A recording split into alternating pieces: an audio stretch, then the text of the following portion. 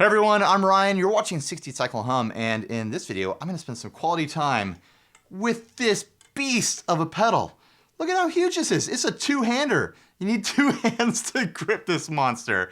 This is the VALCO BLOODBUZZ, and it is a tribute to the Lovetone cheese source, which is a two-sided pedal that was discontinued in the 90s. It had the big cheese fuzz on the left, a legendary fuzz, and the brown source drive on the right. And that's what you've got here. You've got a fuzz and a drive in the same style, giant metal case that the Lovetone pedal was in. You can even pop it open. Check out the guts. You've got your 9-volt battery right there. You could use all this empty space to store secret stuff when you're on tour. When you're playing gigs and stuff. I don't know what a guitarist would need to store secretly in a big empty pedal like this. There's certainly not a history of musicians, secretly stashing things in their musical equipment. So make suggestions down below. What could people hide in this giant pedal? Anyways, let's get into it. I want to play it. You want to hear it. You want to know everything about it. And I'm going to tell you. Well, I'm going to try anyways. First thing, this is a left-handed pedal. A little extra special treat for the lefties out there. Try to wrangle my cable. You plug in on the left, and your output is on the right. And the lefties always complain that there's nothing for them. All right, so let's get into it. Here's my dry signal. Another Astro Captain. I'm going to be on the bridge pickup, except for when I'm not. I'll tell you when I change. And I'm running into the Rev D20 behind me, and the Princeton Reverb also behind me. I'm probably going to mix these in stereo, because fuzz sounds really great through 2 amps at the same time. But I'll mix them around so that they sound really closely representative to what I'm hearing in room now. That's what I like to do with all my videos. I like them to sound the way they sounded to me when I was playing. All right, let's get into it. Dry signal. It's good enough. You don't need to hear any of that. Here is the fuzz side of the BLOODBUZZ.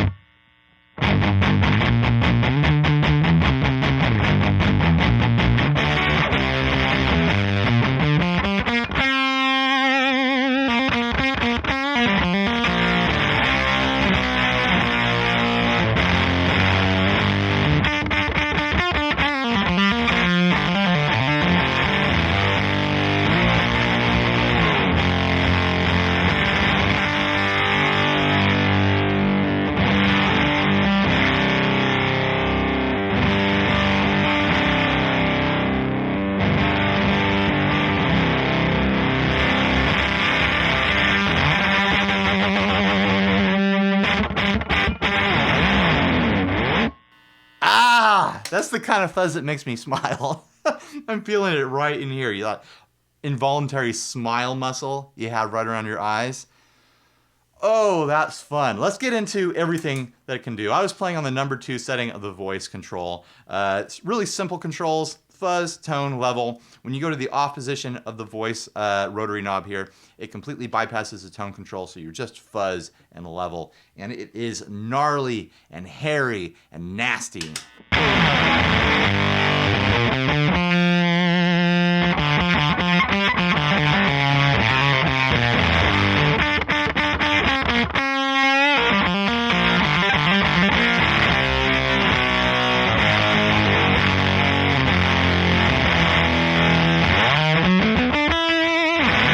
Later on in the video, I'll do some doomy stuff with my baritone.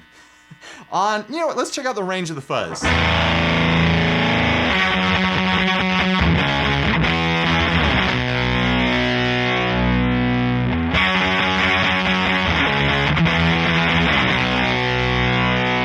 I think this fuzz cleans up really nice and fun too. You roll back your guitar's volume and you can treat it kind of like an overdrive.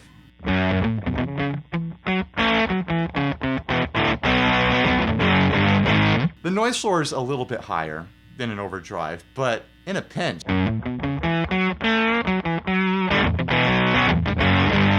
Listen to nice and warm and full sounding for, you know, a starved fuzz. On to the number 1 setting. This is the most muff-like of the settings on the fuzz.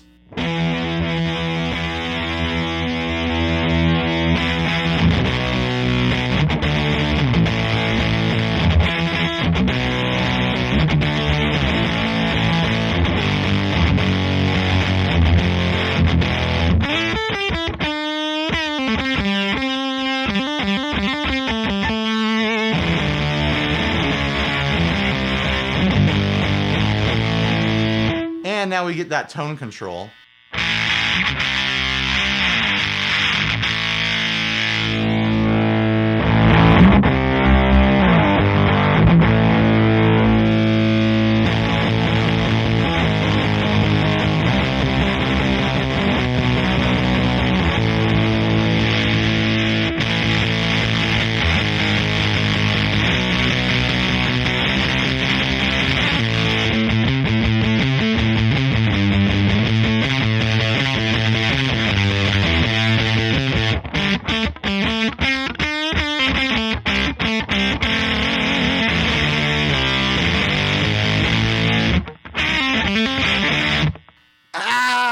Man, this thing is too much fun. On to the number 2 setting. I really like this setting. It's got a bit of like an octave character to it.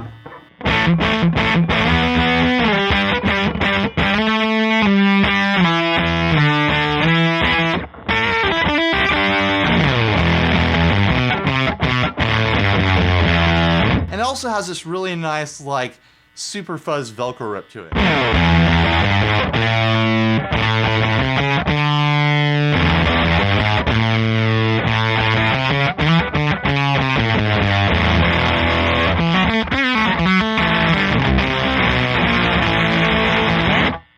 Sounds like the guitar deserves a tune. I pulled my G string out.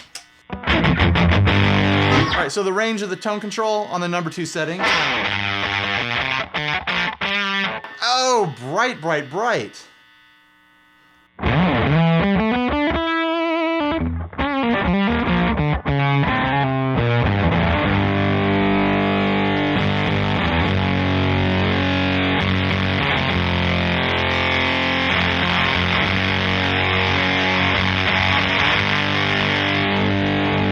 Range of the fuzz control all the way up.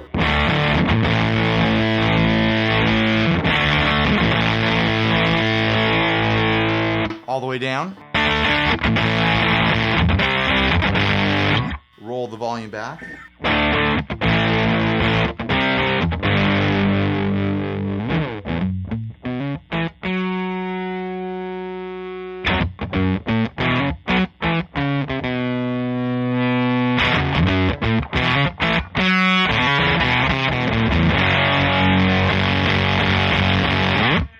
On to setting number 3. This is probably the setting the Lovetone big cheese source pedals are known for. The gated fuzz tone. You can hear the gate kick in right about there. But let's start with it all the way up. When you turn up the fuzz, it engages the gate more and more. And on this setting, it's gonna barely let anything through.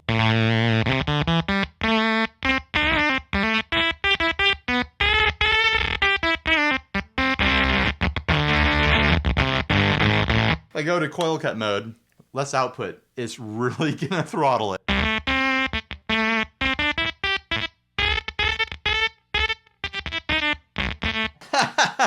I like to roll it back right about there. There's a sweet spot happening right around this spot.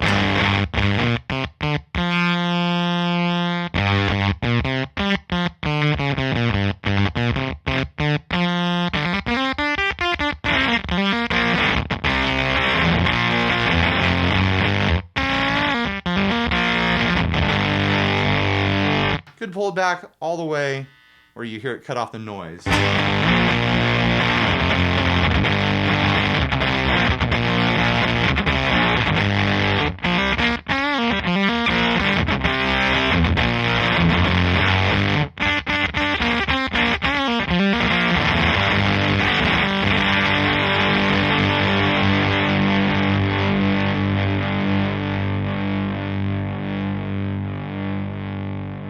It actually rings out quite a bit there. You don't have to worry about the gate cutting it off too quick, and you get a nice noiseless fuzz. It's sitting here right now running without any static from the amps, but the static's right there on the other side of it. Let's turn it all the way down.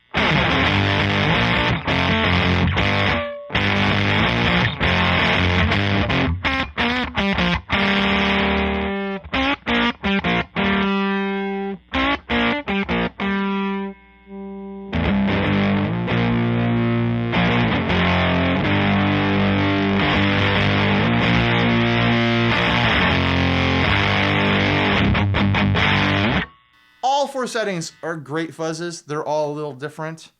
Let's check out the tone range on this before I move on to the drive. I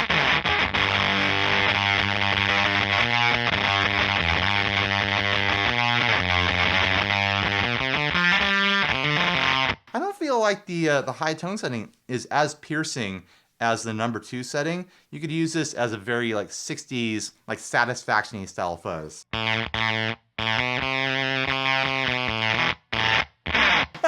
You know what I'm getting at.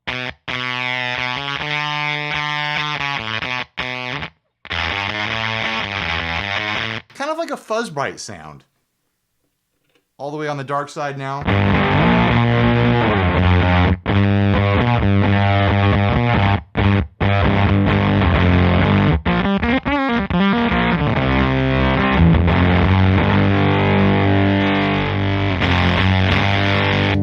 On to the drive side of the BloodBuzz. This also has a rotary switch that goes all the way to off, that bypasses the tone stack, and then you get different levels of like tone clipping. When you bring the tone back all the way to the left, you get more overdrive. When you bring it up, you get less overdrive, and it also affects the tone of it. It's a very kind of unique feeling drive in that sort of way. So let's start out with that in the middle and to the off position. It doesn't really matter where it is. And this is what it sounds like. I need a tuning again. I'm abusing that wiggle stick. Also, I changed strings on this guitar yesterday, so they're still stretching out. All right.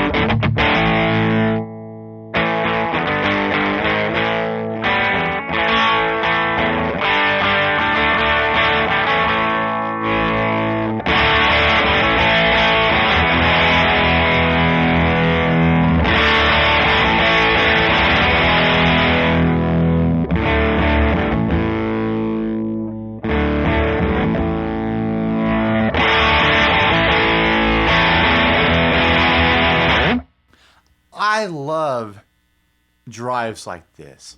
Big, peaky, loose grit drives, like the peaks of the highs in that clipping are just really far apart. It's not fizzy like a Tube Screamer where everything's just like really tight and kind of like I said, fizzy.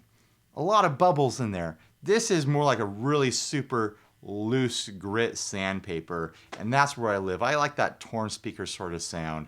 All right, let's move on to the different positions of the voice control. We'll start with 1 because it's first, obviously. Well, it's second after off, but this reintroduces the tone control, and basically it bleeds off lows.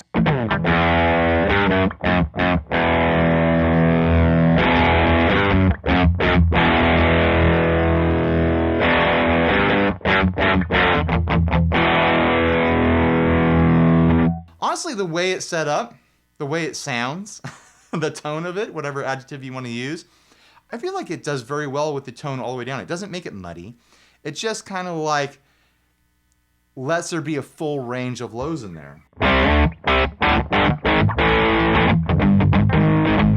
Really really, if you're gonna use this as your standalone drive, you're running into a clean amp, I think it's fine to run the tone pretty low on there, but if you're running into a hot tube amp with some drive on it already, you're gonna wanna use those spiky highs to kind of push those tubes in a fun way.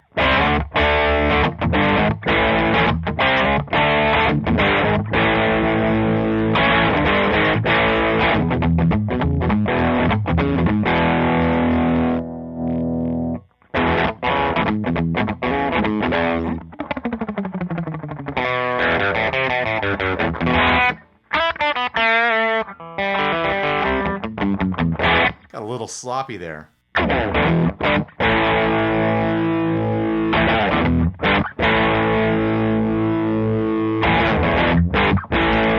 Check out the number 2 position. This is the one where I feel like the tone control, when you bring it back, really affects the amount of drive that you have. Let's start them both at noon.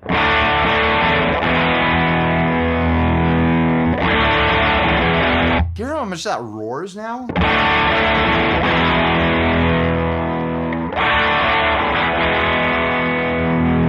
It's like the low end is getting driven separate from the other frequencies.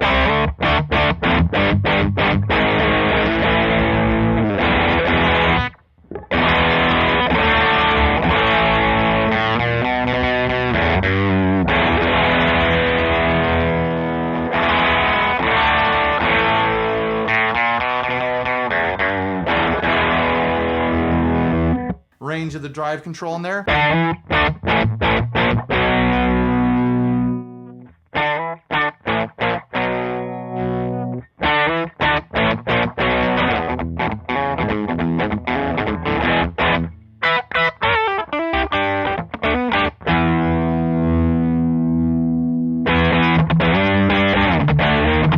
It's got a nice range on that number 2. I think the number 2 is really my favorite. It goes from this torn speaker sort of sound on one side of the drive to almost like this full Marshall stacked roar.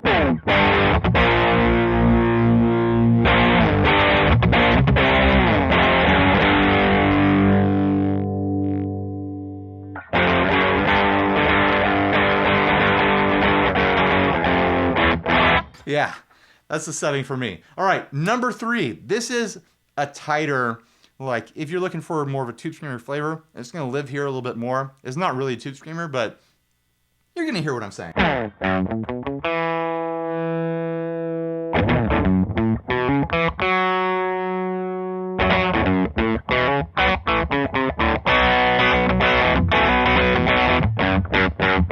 It's just that tighter, more mid-focused kind of drive. Maybe just compared to the other 3 settings. But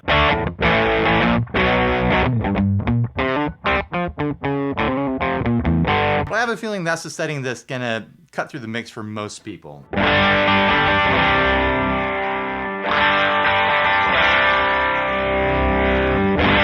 Again, lots of extra drive on the negative side of the tone control.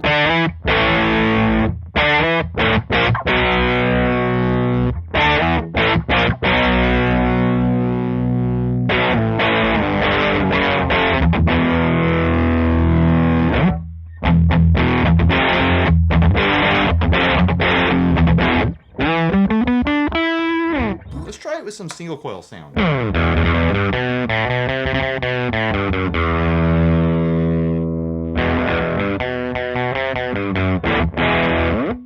We'll go through the other voicings.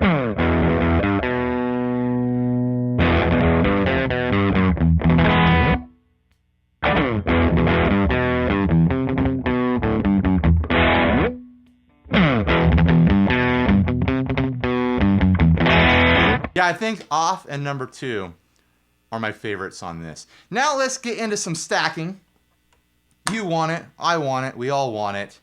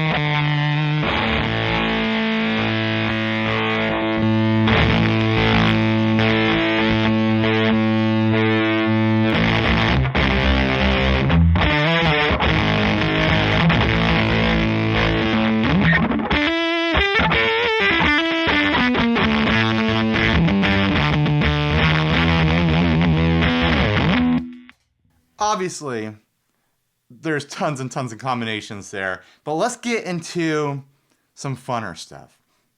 With the different jacks you have up here, you could, in theory, I don't know why you do it. I'm not going to do it now. You could run the drive in front of the fuzz if you wanted to, by plugging in to the drive in, then taking the output to the fuzz input, and then running your amp output out of the fuzz out. I'm not going to do that, but what I am going to do is I'm going to use this as a loop. I'm going to stick a delay pedal in there. I've got this carbon copy mini here. We'll put it after the fuzz, before the drive. Turn on the fuzz.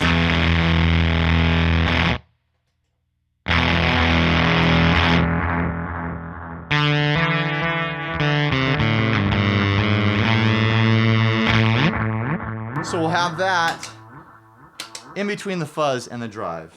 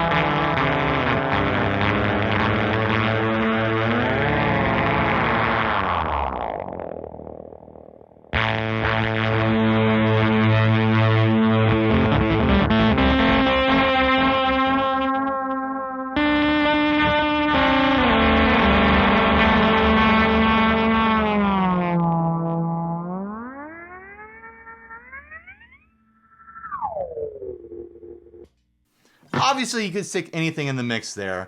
And another thing you can do, which is a bunch of fun, is you could run each side into a different amp. So I'm going to set up to do that right now, and I think I'm going to switch to baritone.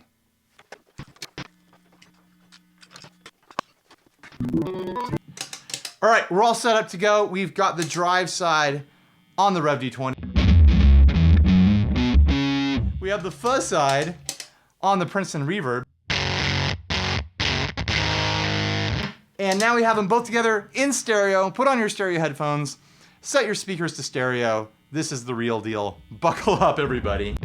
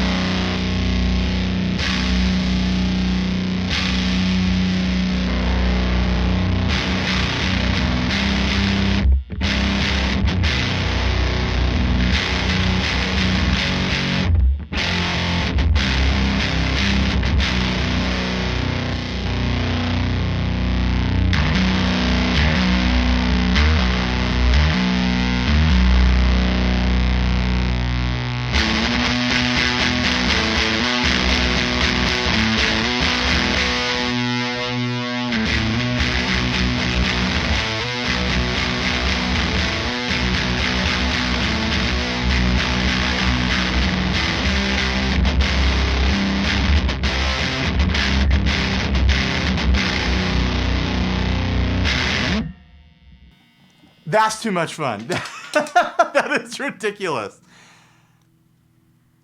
Fuzz into one amp, drive into the other. Who knew, right? It's like peanut butter and chocolate over here. All right, thanks for watching. Please like, subscribe, dislike, leave me rude, nasty comments. Click the links down below. Go check out the VALCO BLOODBUZZ on the website. It is a sub-brand of Eastwood, so you know it's gonna be fun stuff. All right, bye everyone. Stay grounded.